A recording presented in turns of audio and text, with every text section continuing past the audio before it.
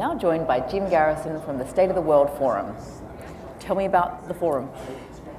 The State of the World Forum was actually founded in 1995 in a partnership with Mikhail Gorbachev, who's our convening chairman. And we brought together notable figures, including Jane Goodall and Desmond Tutu and Elie Wiesel and Muhammad Yunus and Ted Turner, Jim Baker, etc., from around the world to take on global issues, convene conferences, but really with a focus on transforming conversations that matter into actions that make a difference.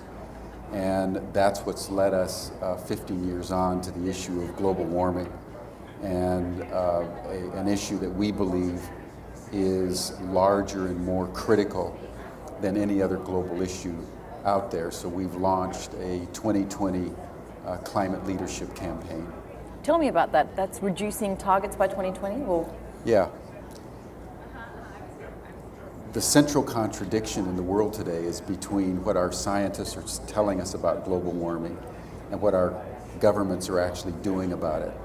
The more the scientists know, the more urgent the situation becomes, and the more critical the need for decisive, immediate action. Rajendra Pachauri, the head of the IPCC, has said that if we do not take decisive action by 2012, basically the human race is going to lose its capacity to influence events.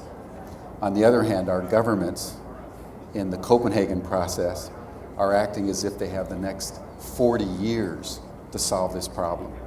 And if you look at the official statements of China or India, even the United States, they plan within the Copenhagen process to increase CO2 emissions between now and 2030.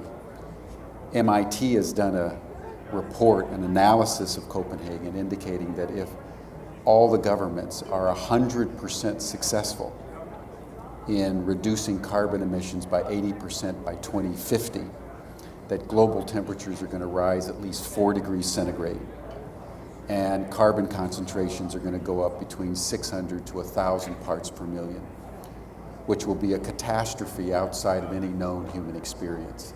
So what the State of the World Forum is organizing at a global level is a 2020 climate leadership campaign. We're basically saying we indeed have to reduce our carbon emissions, but we can't take till 2050. So we're saying 2050 by 2020.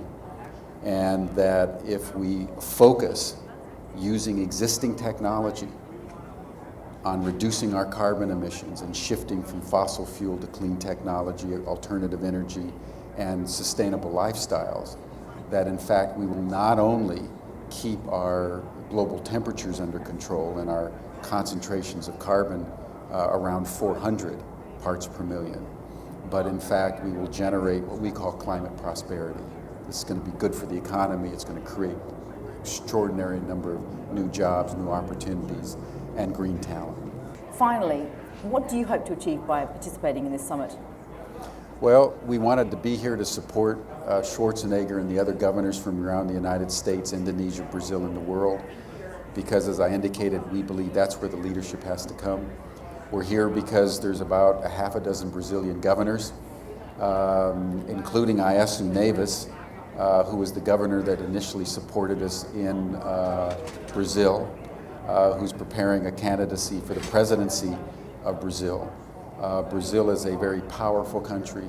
It's a large country. It's very well resourced. And in the absence of any kind of international leadership in the world today on climate change, we believe that Brazil could be the leader that really demonstrates that we can get to 2020 and do so in a way that's prosperous and in a way that will model what other countries can do. Brilliant. Jim Garrison, thank you so much for your time and your efforts. Appreciate it.